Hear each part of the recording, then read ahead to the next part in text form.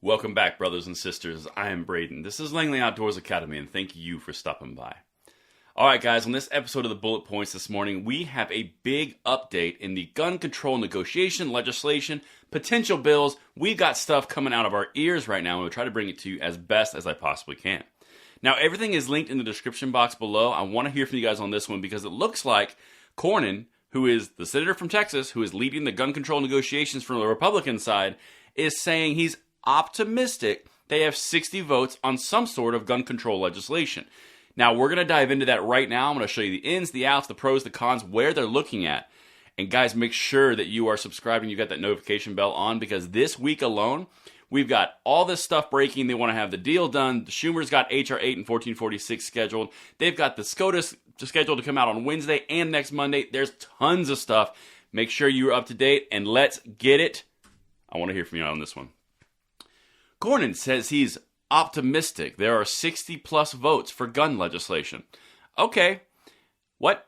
Let's dive in here, because it's important. Not only is he optimistic, it's important what he's optimistic on, and that's what we're about to dive in here. I got two articles I'm going to kind of intersplice here. Both are linked.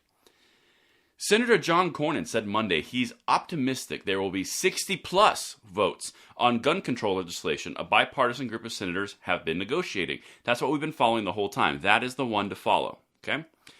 That would be enough to overcome a filibuster and send a bill to the floor. Now, what's important about this is not do they think they have the votes, it's what's the content on. So, for example, if you're going to harden schools with defense and protect our children, amazing. If you're going to focus on mental health of people that's separate from isolating them from their Second Amendment rights, awesome. If you're going to do a national red flag law system, which would infringe upon people's rights without due process, bit of a problem.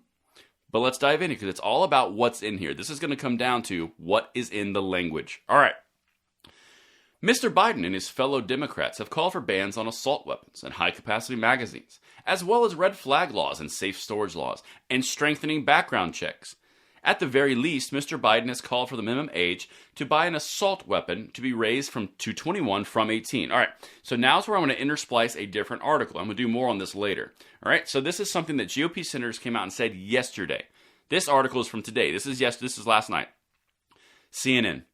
The two leading GOP senators involved in gun talks on Capitol Hill signaled Monday evening that it's unlikely Congress will raise the age requirement for purchasing semi-automatic firearms to 21, instead saying they are looking at changing the criminal background check system to access juvenile records before a sale is complete. So, not adding anything to the actual NICS background check system, expanding the age range.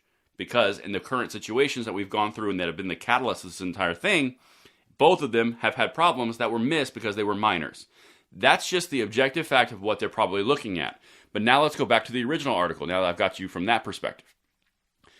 Democratic negotiators said a deal could be completed this week around a proposal that includes enhanced background checks. That's that enhanced background checks. That's that whole expanding the age. New incentives for states to pass red flag laws and investments in schools and mental health. So the investment in schools and mental health, it's hardening schools and mental health support.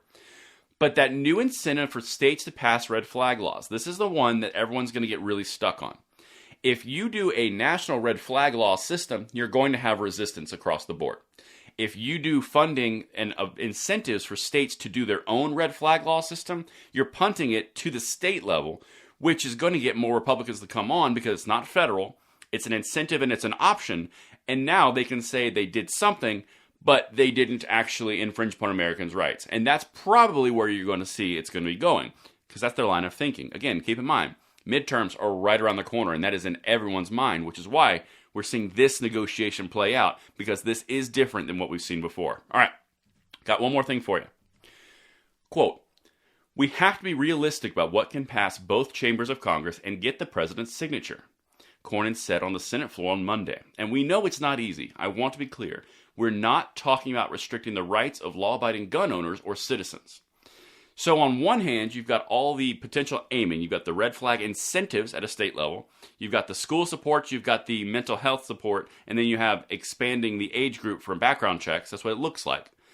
And now you've got Cornyn saying, well, we're not going to infringe on anybody's rights, Just wait till you see the bill, and that's what it's going to come down to. It's going to come down to seeing the legislation, breaking it down, and that's why it's so important for you guys to be so in tune to this information that's coming out, because it deals directly with your rights. And that's what we do on this channel. Thank you so much for watching, and I'll see you tonight at the 9 p.m. segment. I'm Braden. See you later.